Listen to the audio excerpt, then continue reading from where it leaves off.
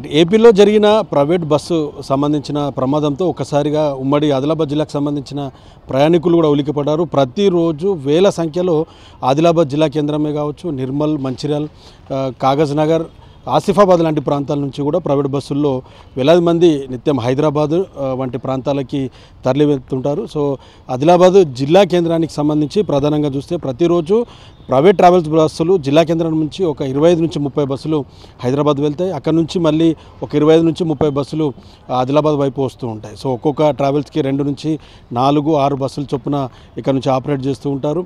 దీనికి తోడు మహారాష్ట్ర వైపు నుంచి నాగ్పూర్ కానీ యవత్మాల్ జిల్లా నుంచి వచ్చే బస్సులు మరో 100 వరకు ఉంటాయని చెప్పేసి అధికారులు చెప్తున్నారు. NH-44 ఇది మొత్తం కూడా ఉత్తర దక్షిణ భారతదేశాన్ని కలిపే రహదారి, 4 లైన్స్ కాబట్టి ఇక్కడ చాలా భారీ ఎత్తున బస్సులు అనేటివి నడుస్తూ ఉంటాయి. సో వివిధ రాష్ట్రాలకు సంబంధించిన బస్సులన్నీ కూడా ఇదే హైవే పైన రన్ అవుతూ ఉంటాయి. సో ఇంతవరకు బాగానే ఉన్నప్పటికీ కూడా ఓవర్లోడ్ కావచ్చు, మంచి శిక్షణ కలిగిన డ్రైవర్స్ లేకపోవడం వల్ల పూర్తి స్థాయిలో బస్సులకు సంబంధించిన ఫిట్నెస్ కానీ, బస్సులు ఏ విధంగా ఉన్నాయి, దాని టైర్లు ఏ విధంగా ఉన్నాయి, దానికి సంబంధించిన వైరింగ్, ఇంజన్ లాంటివి కూడా ఏ విధంగా ఉన్న దానిపైన పూర్తిగా పర్యవేక్షణ లోపం అని చెప్పుకోవచ్చు. ఎర్లీ మార్నింగ్ 4 గంటలకి బస్సులన్నీ కూడా హైదరాబాద్ నుంచి ఇక్కడికి వస్తాయి. వచ్చిన తర్వాత ఇక్కడ పార్కింగ్ ప్లేస్లో పెట్టేస్తారు. మళ్ళీ తిరిగి సాయంత్రము 7-8 గంటల తర్వాత డీజిల్ ఫిల్ చేసుకొని మళ్ళీ వీటికి సంబంధించిన ఆఫీసులు ఉంటాయి. ఆ ఆఫీస్లో వీటన్నిటిని కూడా పార్క్ చేసి అక్కడి నుంచి రాత్రి 9 నుంచి 11 మధ్యల ప్రాంతంలో ఈ ప్రైవేట్ ట్రావెల్స్ అన్నీ కూడా హైదరాబాద్ వైపు వెళ్తాయి. సో ఈ మధ్యకాలంలో కొంత బెంగళూరు ట్రాఫిక్ పెరిగిన నేపథ్యంలో ఆదిలాబాద్ నుంచి బెంగళూరు వైపు కూడా పెద్ద ఎత్తున ఈ ప్రైవేట్ ట్రావెల్స్ అనేటివి రన్ అవుతున్నాయి. మ్యాక్సిమం అన్నీ కూడా స్లీపర్ క్లాస్కి సంబంధించిన బస్సులే. సో ఇక్కడ ప్రధానంగా గమనించాల్సింది ఈ ఒక్కటి కూడా ఆదిలాబాద్ సంబంధించిన రిజిస్ట్రేషన్ బస్సులు కావు. ఇవన్నీ కూడా నాగాల్యాండ్, ఒరిస్సా, కర్ణాటక, ఏపీ, మిగతా వివిధ రాష్ట్రాలకు సంబంధించిన బస్సులు ఇక్కడ ప్రధానంగా ఆదిలాబాద్ జిల్లా కేంద్రం నుంచి కూడా నడుస్తాయని చెప్పుకోవచ్చు. ఫిట్నెస్ విషయంలో కావచ్చు, ట్యాక్సీల విషయంలో కొంత వీళ్ళంతా కూడా ప్రభుత్వానికి సరిగ్గా చెల్లించారన్నది ఒక ప్రధానమైన ఆరోపణ ఉంది.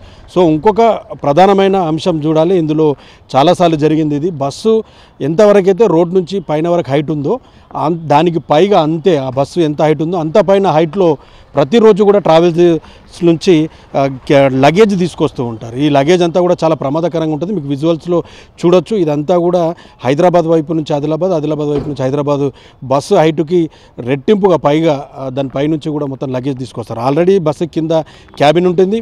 ప్యాసింజర్కి సంబంధించిన గూడ్స్తో లగేజ్తో పాటు గూడ్స్ అన్నీ కూడా అందులో తీసుకెళ్తారు. దీంట్లో ఒక చిన్న లిటిగేషన్ ఉందని చెప్తారు నిపుణులు. కమర్షియల్ ట్యాక్స్కి సంబంధించి కావచ్చు, మిగతా వాటికి ట్యాక్స్ ఎగ్గొట్టేందుకు బస్సుల్లో భారీ మొత్తంలో లగేజ్ని తీసుకొస్తారన్నది ఒక ప్రధానమైన ఆరోపణ చాలా ఏళ్ళుగా ఇక్కడ ఉంటుంది. సో ఇక్కడ ఈ ప్రైవేట్ ట్రావెల్స్కి సంబంధించిన ఆఫీసులు ఒకవేళ గమనిస్తే వేరే ప్రాంతంలో అద్దాలతో ఒక 4-5 చైర్లు, ఒక 10 చైర్లలో కూర్చొని ఉండే విధంగా ఆఫీసులు ఉంటాయి. కానీ ఆదిలాబాద్ జిల్లా కేంద్రంలో, నిర్మల్ కావచ్చు, మంచిర్యాల జిల్లా కేంద్రంలో ఒకవేళ ప్రైవేట్ ట్రావెల్స్కి సంబంధించిన ఆఫీసులు చూస్తే అది ప్యాసింజర్ ఆఫీసులు కాకుండా ట్రాన్స్పోర్ట్ సంబంధించిన ఆఫీస్ లాగా ఉంటుంది. చాలా పెద్ద పెద్ద కాటన్స్ కావచ్చు, చాలా పెద్ద పెద్ద లగేజ్తో పూర్తి స్థాయిలో నింపబడిన ప్రైవేట్ ట్రావెల్స్ ఆఫీసులు ఉంటాయి. వీటన్నిటి కూడా అధికారుల కళ్ళ ముందు ప్రతిరోజు అధికారులు తిరుగుతూ ఉంటారు. అధికారుల ముందే ఈ బస్సులన్నీ వస్తూ ఉంటాయి. చాలా వరకు రెవెన్యూ శాఖతో పాటు కమర్షియల్ ట్యాక్స్ సంబంధించిన అధికారుల లోపల చాలా స్పష్టంగా కనిపిస్తుంది. సో ఈ బస్సులకు సంబంధించి జీరోలో ఎలాంటి ట్యాక్స్ పే చేయకుండా జీరోలో చాలా భారీ మొత్తంలో హైదరాబాద్ నుంచి ఇక్కడికి గూడ్స్ రావడం, మహారాష్ట్ర నుంచి హైదరాబాద్కి గూడ్స్ అనేవి తరలి వెళ్ళడం అనేది చాలా ప్రధానంగా కనిపిస్తుంటుంది. మరో ముఖ్యమైన అంశం, జీరోలో నగదు బదిలీ పెద్ద మొత్తంలో జరుగుతుంది. ఈ ప్రైవేట్ ట్రావెల్స్ కేంద్రంగా ఇక్కడ మనం ప్రైవేట్ ట్రావెల్స్ యజమానికి ఒకవేళ డబ్బులు చెల్లిస్తే దాంట్లో కమిషన్ కొంత చెల్లించిన తర్వాత లక్షల రూపాయలు అక్కడ హైదరాబాద్లో ఉన్న ప్రైవేట్ ట్రావెల్స్ కార్యాలయాల్లో ఈ డబ్బులు అనేటివి చెల్లిస్తూ ఉంటారు. ఇది తరచూ ప్రతినిత్యం లక్షల్లో ఈ బిజినెస్ జరుగుతుంది. ఎలాంటి ట్రాన్సాక్షన్ లేకుండా, ఎలాంటి బిల్లులు లేకుండా, ఎలక్షన్ కోడ్ ఉండండి ఏది ఉన్నప్పటికీ కూడా ఇక్కడ డబ్బులు చెల్లిస్తే అక్కడ హైదరాబాద్లో కింగ్ కోటిలో, కోటి ప్రాంతంలో ఉన్న ఆదిలాబాద్కి సంబంధించిన ట్రావెల్స్ బస్సుల్లో నగదు చెల్లింపు అనేది చాలా పెద్ద మొత్తంలో జరుగుతుంది. ఇదంతా కూడా అధికారులందరికీ కూడా చాలా స్పష్టంగా తెలుసు. కానీ ఎక్కడ కూడా దీనిపైన చర్యలు ఎప్పుడు కాలేదు. ఈ ఏడాదిన్నరలోనే దాదాపు 4-5 సార్లు బస్సులు నిర్మల్ ఘాట్ సెక్షన్లో బోల్తాపడడం కానీ, ఇక్కడ సమీప ప్రాంతంలో యాక్సిడెంట్కి గురి కావడము, ఓవర్ స్పీడ్తో ఉన్న వీటన్నిటిని కూడా అధికారులు ఏమాత్రం పట్టించుకోవడం లేదన్న ఒక ప్రధానమైన ఆరోపణలు. దానికి తోడు ఈ వివిధ రాష్ట్రాలకు సంబంధించిన నంబర్ ప్లేట్లతో తిరిగే ఈ బోర్డులకు సంబంధించిన దాంట్లో ఒక చిన్న లిటిగేషన్ ఉందని అని చెప్తున్నారు. ఇప్పుడు నాగాల్యాండ్ లాంటి రాష్ట్రంలో ట్యాక్స్ అనేది చాలా తక్కువగా ఉంటుంది. ఫిట్నెస్ కావచ్చు, మిగతా పర్మిట్కి సంబంధించిన అమౌంట్ కట్టేది చాలా తక్కువ ఉంటుంది. అదే తెలంగాణ, ఏపీ మిగతా రాష్ట్రాలతో పోలిస్తే చాలా తక్కువ ఉంటుంది. దాంతోపాటు ఫైన్లు కానీ మిగతా వేసేదంతా కూడా ఆ నంబర్ ప్లేట్ పైన చాలా తక్కువ ఉంది. కాబట్టి ఆ ప్రాంతాలకు సంబంధించిన నంబర్ ప్లేట్ల బస్సులు ఎక్కువగా వినియోగంలో ఉన్నాయి.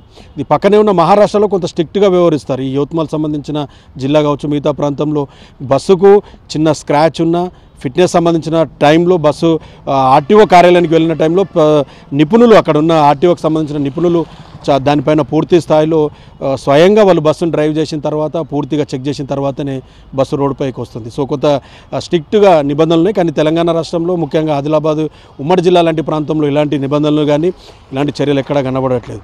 సో చాలా స్పష్టంగా ఏదైతే నిర్లక్ష్యం అనేది క్లియర్గా కనిపిస్తుంది. ఇప్పటికైనా అధికారులు తేలుకోవాలి. గతంలో యాక్సిడెంట్లు అయ్యాయి, బస్సులు బోల్తాపడ్డాయి, కానీ ప్రాణ నష్టం జరగకున్నప్పటికీ కూడా ఈ బస్సులు అనేటివి ప్యాసింజర్ బస్సులు కాదు, ఇవన్నీ కూడా గూడ్స్కి సంబంధించి రవాణా చేసే బస్సులుగా ఉన్నాయి. నగదుని బదిలీ చేసే బస్సుల్లాగా ఆదిలాబాద్ సంబంధించిన ప్రైవేట్ యాజమాన్యాలన్నీ కూడా వ్యవహరిస్తున్న నేపథ్యంలో దీనిపైన కమర్షియల్ ట్యాక్స్ కావచ్చు, రెవెన్యూ కావచ్చు, మిగతా రవాణా శాఖకు సంబంధించిన అధికారులు పూర్తిగా చెక్ చేయాలి.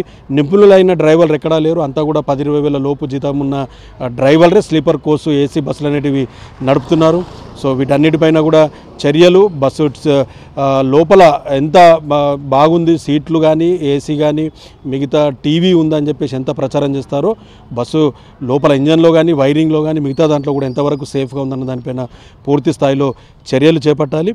సో ఈ ప్రైవేట్ ట్రావెల్స్కి సంబంధించిన ఆఫీసులు కూడా తరచూ వాటిని పరిశీలిస్తూ ఉండాలన్నది ఒక ప్రధానమైన డిమాండ్ ఉంది. అవి గోదాంల లెక్క మారిపోయిన పరిస్థితి అయితే చాలా స్పష్టంగా కనిపిస్తుంది. సో వివిధ రాష్ట్రాలకు సంబంధించిన నంబర్ ప్లేట్లతో ఆదిలాబాద్ జిల్లాలో కూడా చాలా వరకు పెద్ద ఎత్తున గూడ్స్, ప్యాసింజర్ కలిపిన ప్రైవేట్ ట్రావెల్స్ అనేటివి ప్రస్తుతం రన్ అవుతున్నాయి. అటు మహారాష్ట్ర మీద కూడా చాలా బస్సులు వస్తున్న నేపథ్యంలో అధికారులు ప్రాణ నష్టం కాకముందే ఇప్పటికే తేరుకొని పూర్తిస్థాయి చర్యలు చేపట్టి ప్రజలకు, ప్రయాణికులకు ఒక భరోసా ఇచ్చే విధంగా ముందుకు రావాలని ఆదిలాబాద్ జిల్లా ప్రజలైతే కోరుతున్నారు. కెమెరా పర్సన్ చంద్రతో ప్రేమ్ సాగర్, 10 టీవీ, ఉమ్మడి ఆదిలాబాద్ జిల్లా నుంచి.